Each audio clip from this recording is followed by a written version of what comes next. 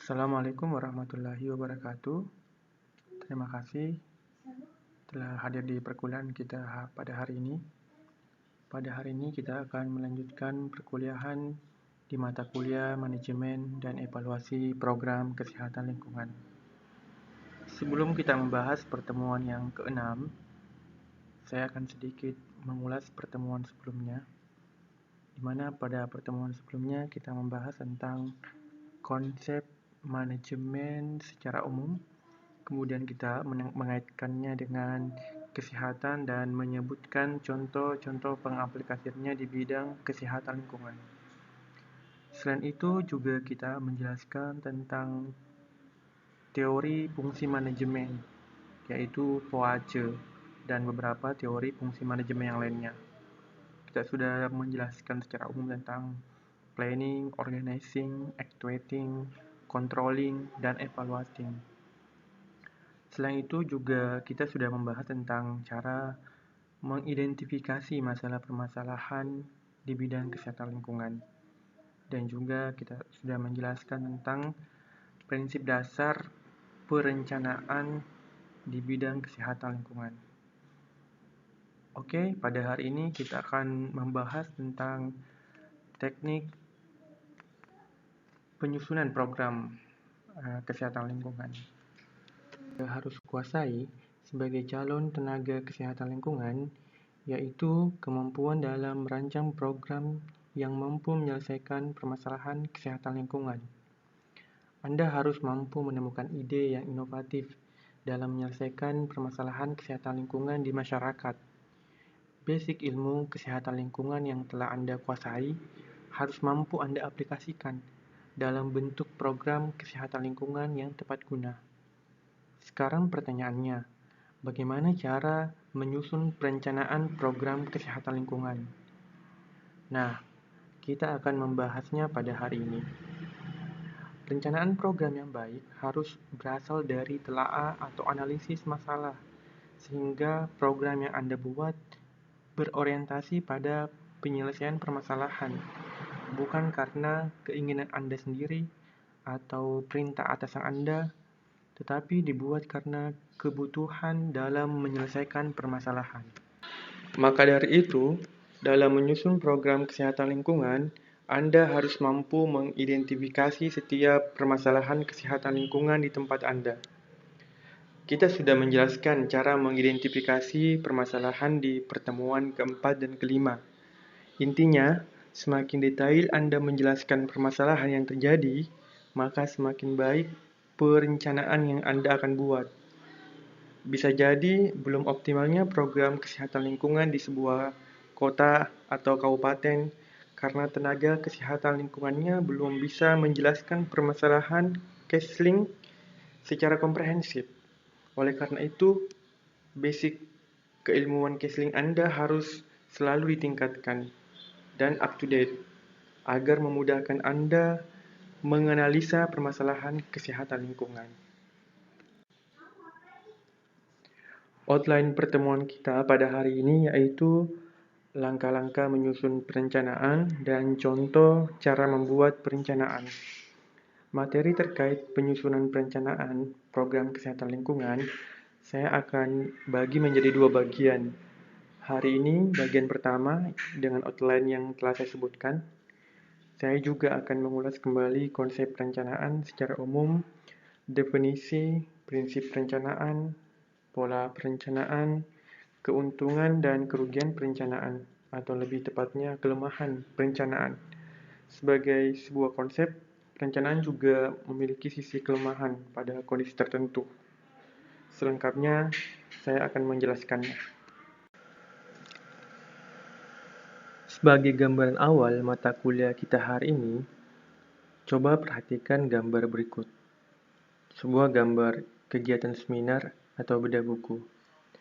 Menurut kalian, apakah kegiatan ini butuh perencanaan? Yang menjawab tidak butuh perencanaan, silakan tuliskan alasannya. Dan yang menjawab butuh perencanaan, silakan juga tuliskan jawabannya. Akan banyak sekali persepsi terkait apakah kegiatan ini butuh perencanaan atau tidak butuh perencanaan? Sama halnya ketika kita bertanya, apakah Anda datang kuliah hari ini butuh perencanaan atau tidak butuh perencanaan? Tentu Anda punya jawaban yang berbeda. Untuk menjawab pertanyaan pada gambar ini, saya akan menjelaskan lebih detail pada slide selanjutnya.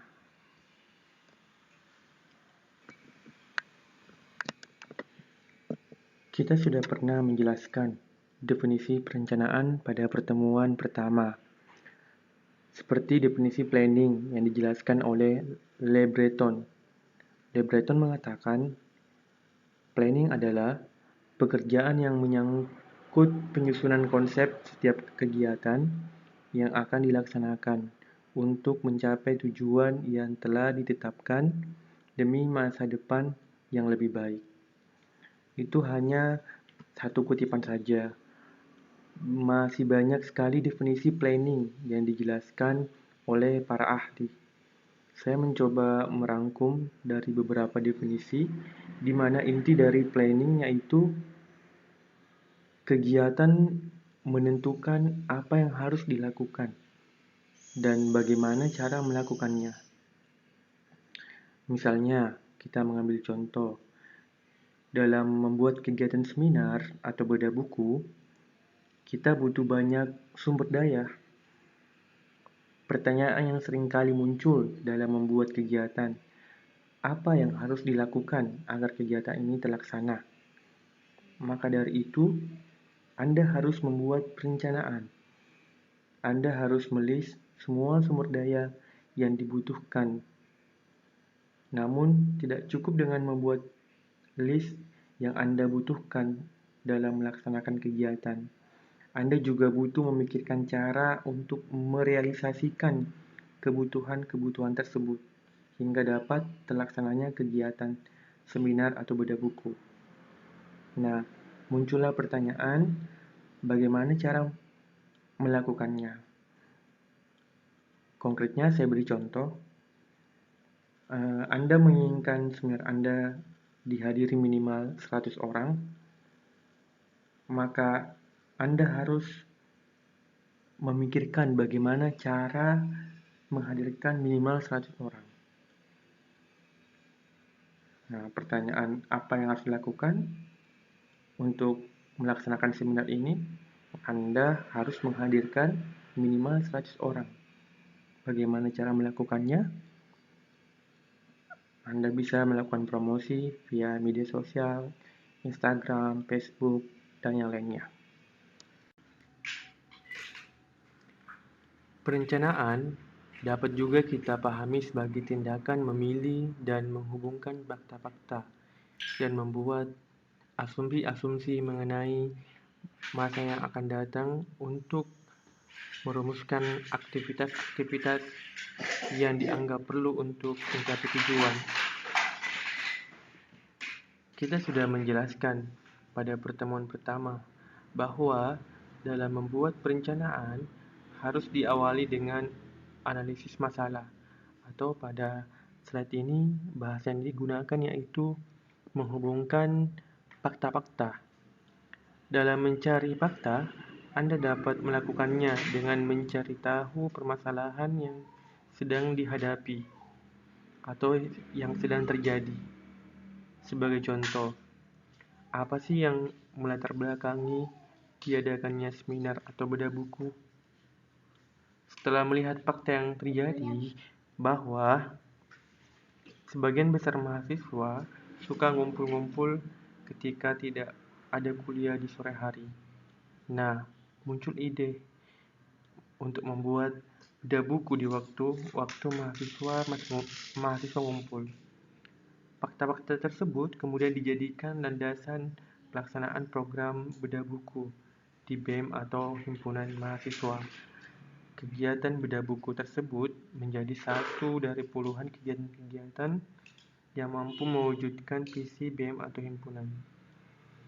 Jadi intinya, dari sebuah perencanaan berasal dari seberapa detail Anda menjelaskan permasalahan yang terjadi, kemudian merumuskannya menjadi program.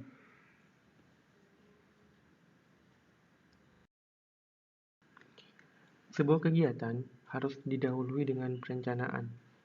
Anda harus mempersiapkan beragam sumber daya untuk memaksimalkan program yang telah Anda rancang, seperti man, yaitu peserta, panitianya, pembicaranya, kemudian money, dana kegiatan, metode, konsep kegiatannya, dan berbagai sumber daya lainnya.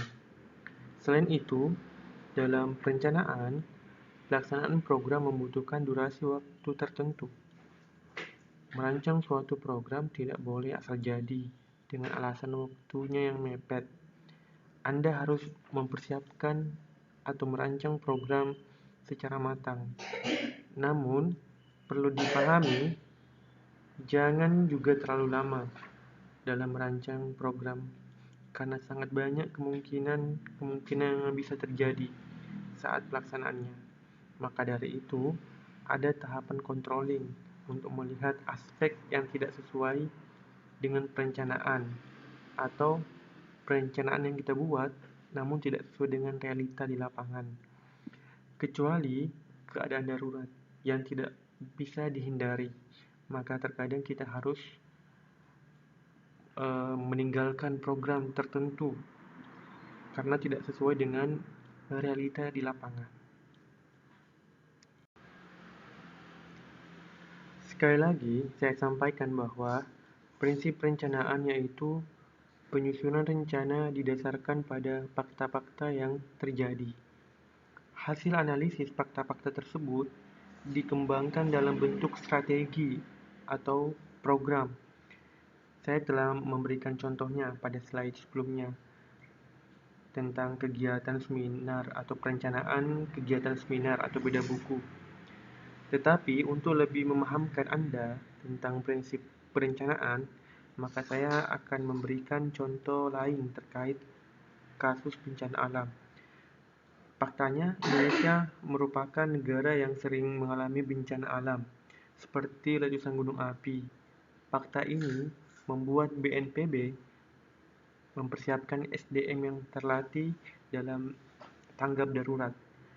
Bahkan, BNPB telah menyiapkan peralatan untuk membuat posko pengungsian. Artinya, BNPB telah merencanakan program berdasarkan fakta-fakta yang telah dianalisis secara komprehensif. Jika kita membaca buku-buku manajemen, terdapat banyak pola atau metode perencanaan. Pada hari ini, saya hanya menjelaskan 3 pola perencanaan, yaitu satisficing, optimizing, dan adaptivizing. Satisficing merupakan pola perencanaan di mana perencana menganggap konsep atau perencanaan yang telah dibuat telah berjalan dengan baik sehingga harus dipertahankan. Biasanya, pola perencanaan bentuk satisficing ini dilakukan oleh organisasi yang mapan dari segi manajemen. Namun, pola perencanaan satisficing berjalan beriringan dengan pola perencanaan optimizing. Artinya, pola tersebut mempertahankan dan mengoptimalkan perencanaan yang telah ada dalam sebuah organisasi. Sebagai contoh, setiap puskesmas telah memiliki perencanaan yang baku dalam menanggulangi wabah DBD, seperti penentuan KLB, kapan fogging, PE, abate, dan penentuan angka bebas jentik. Tinggal kemudian dioptimalkan melalui inovasi-inovasi baru.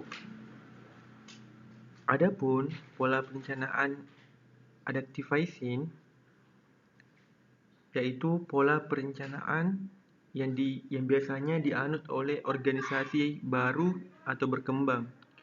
Perencanaan yang seperti ini biasanya para perencana menganut pola yang dilihat oleh organisasi yang lebih mapan. Kemudian mereka memodifikasinya sesuai dengan kondisi dari organisasi tersebut. Sebenarnya, pola perencanaan adaptive phasing juga dilakukan oleh organisasi yang mapan. Biasanya ada kerjasama antar dua organisasi yang bersepakat untuk saling mengadopsi sistem atau pola perencanaan. Pola perencanaan juga biasanya diklasifikasikan berdasarkan durasi pelaksanaan perencanaan, seperti perencanaan jangka pendek, perencanaan jangka menengah, perencanaan jangka panjang. Perencanaan jangka pendek biasanya berdurasi selama setahun, sedangkan perencanaan jangka menengah biasanya memiliki durasi sekitar 1-5 tahun, dan perencanaan jangka panjang biasanya memiliki durasi sekitar lebih dari 5 tahun. Sebuah organisasi besar biasanya memiliki 3 pola perencanaan ini. Mereka merancang perencanaan jangka panjang dengan durasi hingga 20 tahun, kemudian menjabarkannya dalam perencanaan 5 tahun atau disebut dengan perencanaan menengah, dan perencanaan jangka pendek dijabarkan menjadi 1 tahun. Sebagai contoh, UMKT memiliki perencanaan jangka panjang dengan durasi hingga tahun 2037. Kemudian dijabarkan per 5 tahun untuk perencanaan jangka menengah dan dijabarkan per 1 tahun untuk perencanaan jangka pendek. Sebagai sebuah konsep, perencanaan memiliki kelebihan dan kekurangan. Saya mencoba menjelaskan beberapa di antaranya. Pertama, jika kita menerapkan perencanaan dalam sebuah program atau kegiatan, maka kegiatan organisasi akan berjalan teratur dan target atau sasaran mudah untuk tercapai. Sudah kita jelaskan bahwa butuh sumber daya untuk menjalankan sebuah kegiatan atau program, seperti money, man, method, dan berbagai sumber daya lainnya. Jika Anda tidak membuat perencanaan, maka Anda kebingungan dalam mendapatkan sumber daya tersebut untuk menjalankan kegiatan. Perencanaan akan mengkondisikan Anda untuk berpikir lebih sistematis dan bekerja lebih terarah, sehingga memudahkan Anda untuk mencapai tujuan organisasi yang Anda telah sepakati.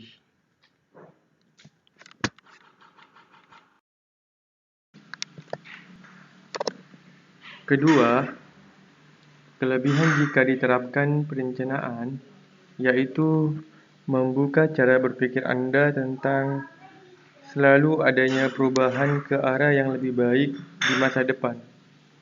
Sekarang, seorang perencana harus selalu berpikir visioner atau berpikir lebih maju dibandingkan orang lain. Seorang perencana selalu memprediksi apa yang terjadi ke depannya dan bagaimana menghadapi fenomena yang terjadi di masa depan. Bukan berarti seorang perencana adalah paranormal ya. Ketiga, kelebihan perencanaan yaitu mampu mempersiapkan tindakan atau langkah sebelum terjadinya permasalahan.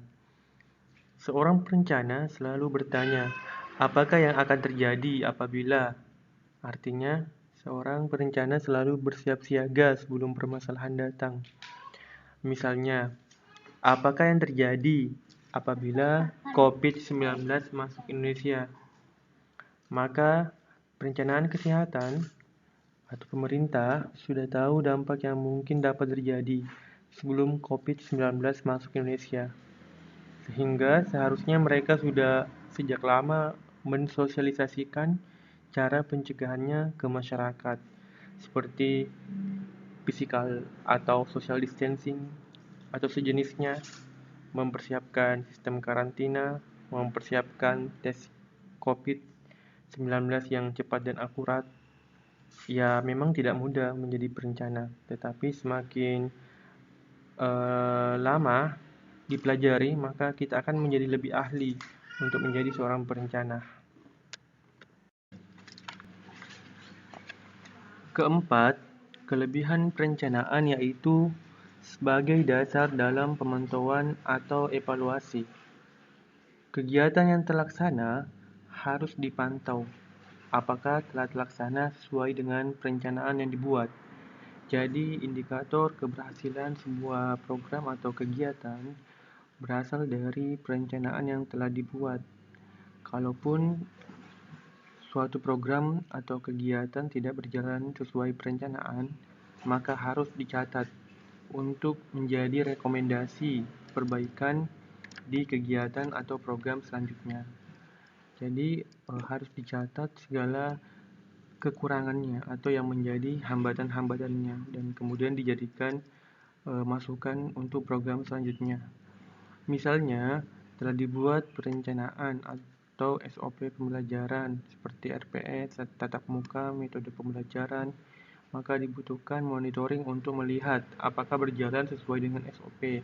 Kemudian, tingkat keberhasilan output pembelajarannya diukur dengan melihat apakah sesuai dengan SOP yang telah dibuat.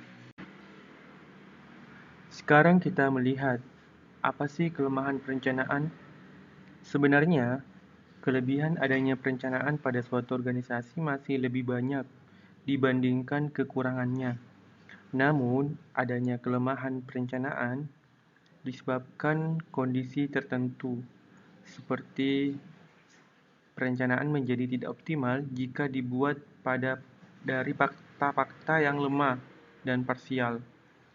Misalnya, fogging di suatu wilayah menjadi tidak optimal karena petugas puskesmasnya tidak mengetahui pola sebaran DBD di wilayah tersebut. Jadi, perencanaan fogging harusnya dibuat berdasarkan fakta yang real tentang pola sebaran DBD, sehingga pelaksanaan fogging menjadi lebih efektif. Kedua, kelemahan perencanaan terjadi jika si pelaksana program terlalu kaku atau taat rencana, tanda kutip, secara berlebihan. Sehingga ketika terjadi sesuatu yang darurat, maka mereka akan lambat bertindak karena tidak masuk dalam list perencanaannya. Misalnya, sebuah negara bisa saja menjadi epicentris COVID-19 jika negara tersebut lambat bertindak karena mereka berpikir COVID-19 tidak masuk rencananya karena negaranya cukup jauh dari China yang menjadi negara pertama munculnya COVID-19.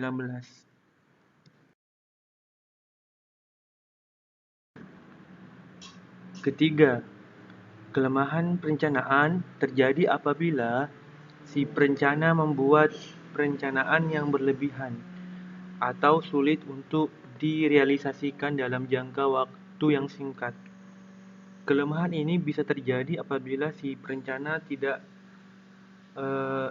melakukan analisis internal dan eksternal organisasi atau biasa disebut dengan analisis SWOT, menganalisis kekuatan, kelemahan, peluang, dan ancaman. Seorang perencana harus bijak membuat perencanaan dan memasang target atau indikator yang sesuai dengan kekuatan atau sesuatu yang dimiliki sebuah organisasi. Tidak kemudian membuat perencanaan yang tidak mampu dilakukan oleh sebuah organisasi. Keempat, kelemahan perencanaan yaitu nilai praktis yang terbatas. Artinya, terkadang sebuah program atau kegiatan atau layanan, jika kita berbicara tentang pemerintahan, menjadi lamban karena harus melalui banyak tahapan, di mana hal itu telah menjadi perencanaan baku di suatu organisasi atau instansi. Dalam memaksimalkan pencapaian target dalam sebuah perencanaan, biasanya dibuat sebuah kebijakan.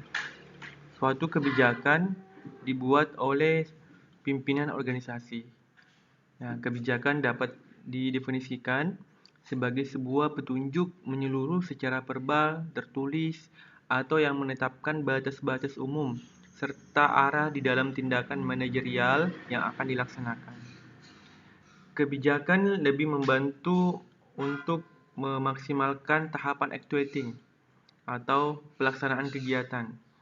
Ya, kebijakan bisa kita analogikan sebagai bahan baku di mana dia mampu untuk memberikan dorongan agar si pelaku organisasi itu mau menjalankan perencanaan yang telah dibuat. Kebijakan membantu pimpinan organisasi atau manajer untuk memudahkan anggotanya dalam memahami perencanaan yang telah dibuat. Terkadang perencanaan akan sulit dipahami jika tidak ada penjelasan yang detail atau penguatan-penguatan melalui kebijakan. Dalam sebuah kebijakan, biasanya ada unsur punish and reward,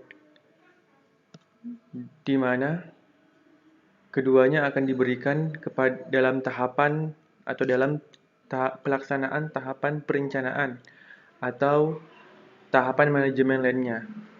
Ya, perlu dipahami bahwa pelaksana perencanaan yang telah dibuat adalah manusia, bukan robot, sehingga harus ada nilai-nilai kemanusiaan di dalamnya. Biasanya itu dijabarkan dalam sebuah kebijakan. Baik, saya akan menjelaskan langkah-langkah perencanaan. Yang pertama, Anda harus menjelaskan permasalahan yang terjadi dengan mencari latar belakang mengapa sih kegiatan yang dilakukan atau masalah apa yang terjadi yang kemudian menjadi landasan harus adanya kegiatan tersebut. Yang kedua, upayakan mencari fakta-fakta dan informasi sedetail mungkin agar Anda dapat mengetahui permasalahan yang terjadi di lapangan. Yang ketiga, lakukan analisis permasalahan bila Anda sudah mendapatkan fakta-fakta atau informasi yang terjadi. Anda bisa menggunakan analisis SWOT atau analisis lainnya yang bisa membantu Anda mengetahui kondisi real yang kemudian Anda jadikan acuan dalam pembuatan strategi perencanaan. Keempat, setelah Anda mengetahui kondisi internal dan eksternal organisasi Anda atau permasalahan yang sebelumnya terjadi, selanjutnya membuat alternatif strategi pemecahan masalah. Strategi pemecahan masalah akan menjadi dasar terbentuknya program atau kegiatan. Kelima, pilih strategi pemecahan masalah yang menjadi prioritas untuk dilaksanakan. Cara memilihnya dengan mengidentifikasi yang mana penting dan mendesak, atau penting dan tidak mendesak. Keenam, urutkan skala prioritas rencana tersebut dan tentukan timeline atau waktu pelaksanaannya. Dan yang terakhir, strategi pemecahan masalah dilaksanakan dalam bentuk program atau kegiatan dan dilakukan pemantauan atau monitoring secara berkala. Selanjutnya, dalam perencanaan, untuk memudahkan Anda mengetahui item atau bagian apa saja yang dibutuhkan dalam pelaksanaan program atau kegiatan, maka dirumuskan ke dalam 5W tambah 1H. What, why, where, when, who, dan how. What menjelaskan tentang tindakan apa yang harus dilaksanakan. Kemudian why menjelaskan mengapa hal tersebut harus dilaksanakan. Dan where menjelaskan di mana hal tersebut akan dilaksanakan. Intinya, what menjelaskan tentang jenis program, why menjelaskan latar belakang pelaksanaan program, dan kemudian where menjelaskan tempat dilaksanakannya program atau kegiatan.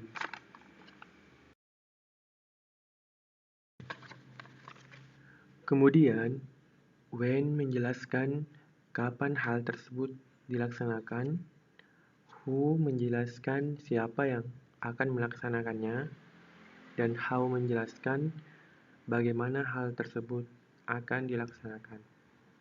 Jadi, when menjelaskan waktu pelaksanaan, kemudian who menjelaskan siapa pelaksana program atau kegiatan, dan how metode yang digunakan dalam program atau kegiatan. Jadi, keenam item atau bagian tersebut harus dijelaskan dalam deskripsi suatu program atau kegiatan. Selanjutnya, siapa sih yang berhak membuat perencanaan? Dalam slide ini ada 4 yang saya akan sebutkan. Yang pertama adalah seorang pimpinan atau manajer. Hal ini paling umum terjadi, di mana perencanaan menjadi bagian tugas seorang manajer atau pimpinan. Yang kedua, yang berhak membuat perencanaan yaitu manajer membuat perencanaan atas saran atau pertimbangan dari tim ahli, dewan pertimbangan, atau penasehat, atau sejenisnya. Biasanya seorang manajer atau pimpinan memiliki seorang tim ahli atau pendamping yang membantunya untuk memikirkan suatu perencanaan.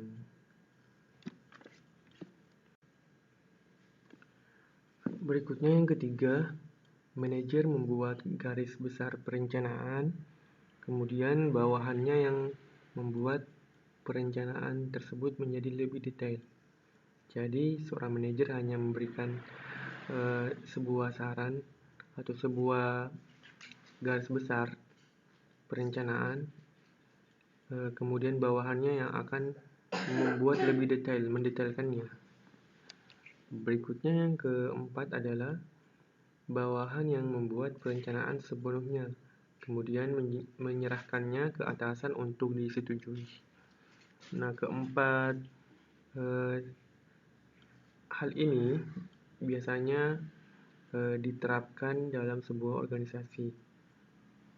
Bisa manajer yang membuat perencanaan atau dibantu oleh bawahannya, tergantung kebijakan masing-masing organisasi. Pada bagian akhir dari slide saya akan mencoba memberikan contoh bagaimana mengolah fakta-fakta menjadi sebuah perencanaan, atau di sini hanya sampai pada tahapan strategi pemecahan masalah. Pada kasus ini contohnya adalah kesehatan pelabuhan. Jadi bagaimana membuat sebuah program yang dibutuhkan di kesehatan pelabuhan. Nah, di sini saya menggunakan analisis SWOT. Ada kekuatan, kelemahan, peluang, dan ancaman. Atau strength, weaknesses, opportunity, dan threat. Kekuatan di sini yang dituliskan adalah peralatan yang portable untuk mendeteksi penumpang yang sedang sakit. Kemudian terdapat tenaga medis untuk melakukan pemeriksaan kesehatan kepada calon penumpang. Yang ketiga, tenaga kesehatan yang terlatih. Kemudian kelemahannya adalah pemeriksaan kesehatan yang tidak menyeluruh terhadap penumpang karena keterbatasan waktu dan tenaga kesehatan. Kemudian berikutnya adalah peralatan pendeteksi penyakit hanya dapat mendeteksi suhu badan penumpang. Kemudian peluangnya adalah mencegah penyebaran penyakit berbasis lingkungan. Dan yang berikutnya ancaman calon penumpang yang mengkonsumsi obat penurun demam, kemudian pandemi COVID-19. Nah, keempat aspek ini yang menjadi fakta di lapangan. Nah, selanjutnya kita akan mencoba membuatkan strategi perencanaannya atau strategi pemecahan masalahnya untuk nanti akan menjadi acuan pembuatan program atau kegiatan.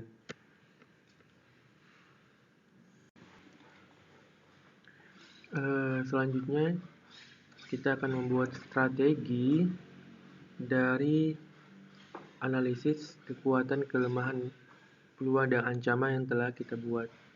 Jadi di sini kita akan menghubungkan antara kekuatan dengan peluang, kemudian kekuatan dengan ancaman, dan kelemahan dengan ancaman.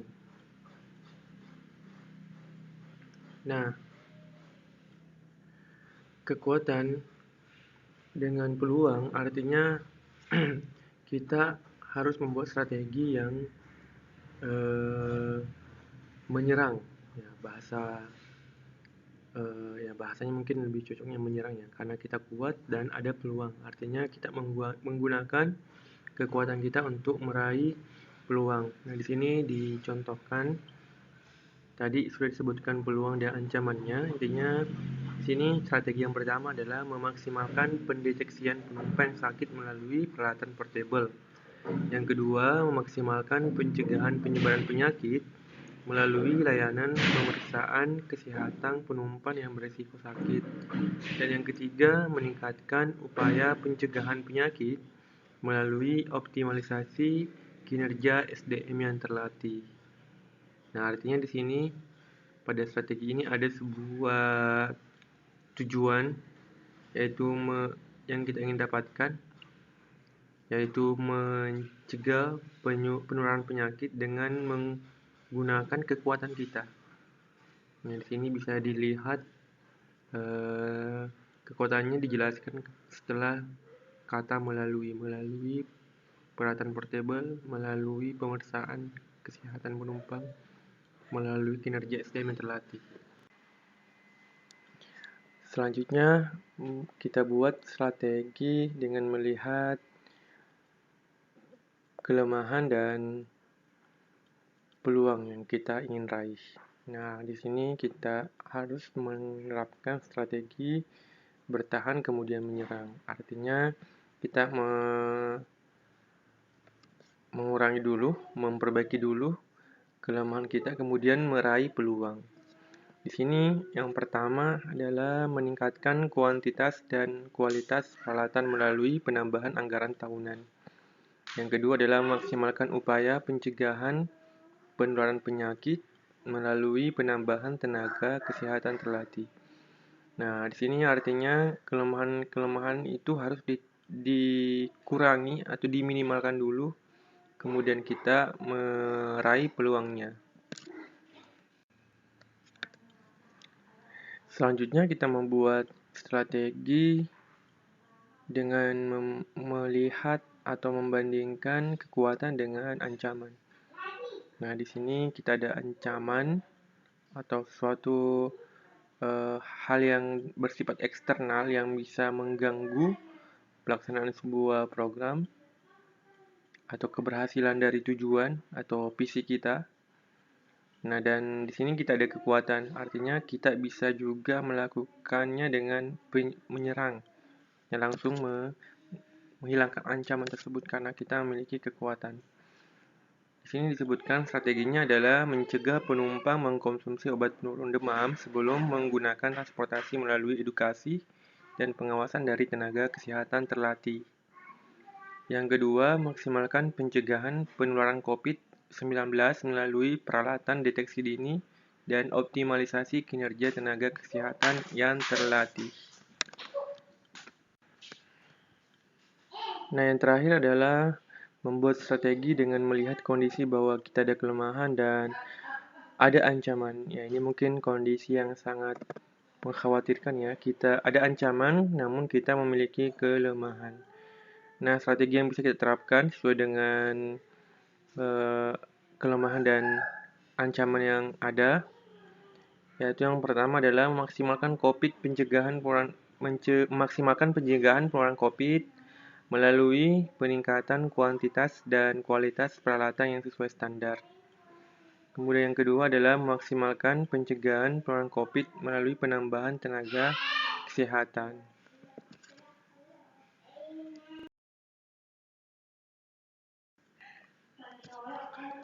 Oke, itulah tadi penjelasan tentang bagaimana cara membuat program, khususnya di program kesehatan lingkungan. Kita akan bertemu lagi di pertemuan selanjutnya.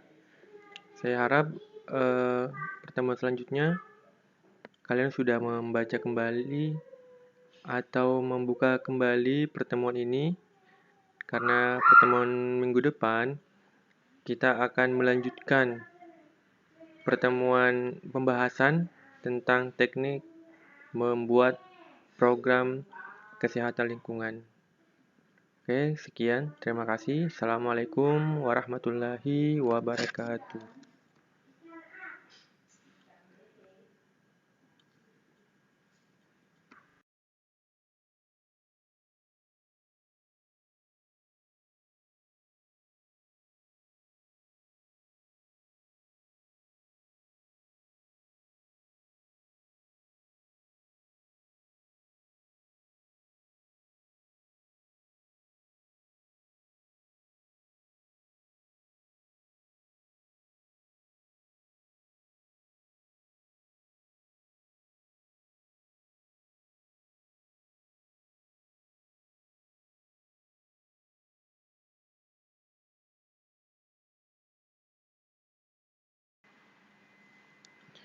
Selanjutnya, kita buat strategi dengan melihat kelemahan dan peluang yang kita ingin raih.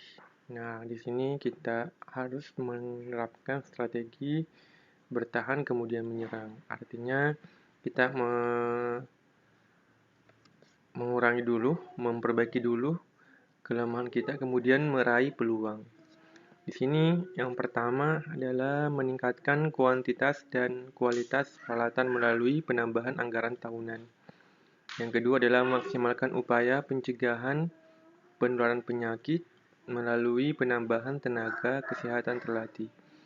Nah, di sini artinya kelemahan-kelemahan itu harus dikurangi atau diminimalkan dulu, kemudian kita meraih peluangnya.